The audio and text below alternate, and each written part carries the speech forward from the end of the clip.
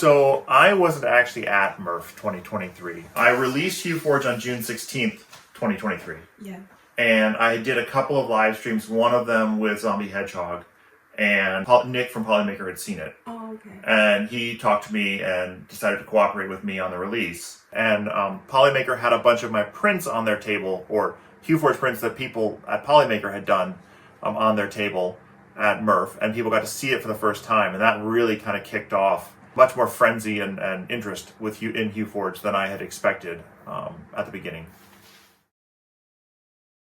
I started Hue Forge originally actually to make color lithophanes. I didn't have a multi-material unit, and so I wanted to be able to make them with layer swaps, and I was very comfortable with layer swaps. And so I did my first one and I got lucky and it worked, and later ones didn't work the way I expected them to, and I couldn't figure out why. I'm a software developer. I can write software to solve this problem.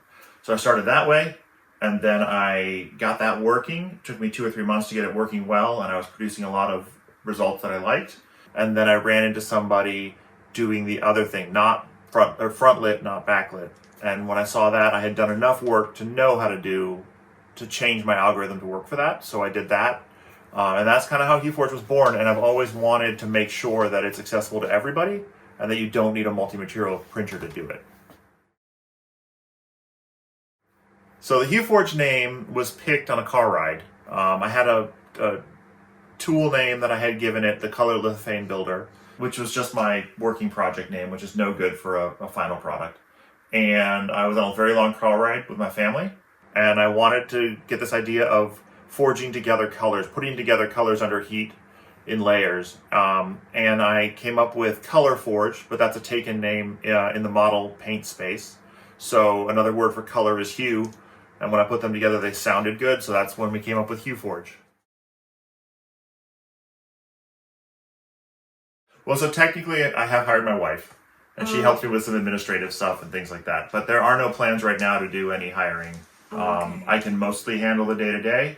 I've automated a lot of stuff, and I kind of know the process to handle. So I don't really see a reason to grow the team just to grow the team right now.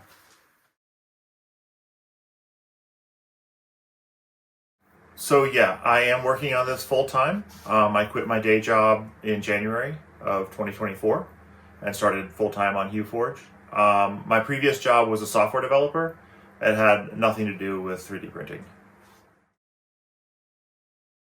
My biggest challenge is probably balancing customer service and customer outreach with time spent in development, and then also just balancing that against stopping at the end of the day. Since I work at home now and I don't go to the office and come home, it's harder for me to stop at the end of the day and be done.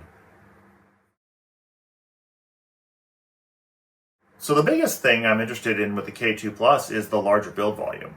So for me, the larger XY is like what people have been wanting and what I wanted for Hue Forge prints, because I started with larger printers. I scaled down to be easier with multi-material. So I'm hoping really good, reliable multi-material swapping, and then just the larger build volume is what I'm really excited about. A couple things. One, make sure all of your printers support swapping or pausing and swapping filament out of the box. That would help all my users. I think most of them do now. But and then the biggest thing, the next thing would be, the CFS, to be able to get at least 2 CFS units together for 8 colors and make it really easy for people to swap filament automatically. You don't need to swap a lot of times, but to not have to keep swapping spools is much, much easier. So I think those are the 2 biggest things that hardware manufacturing can do to help Hue Forge.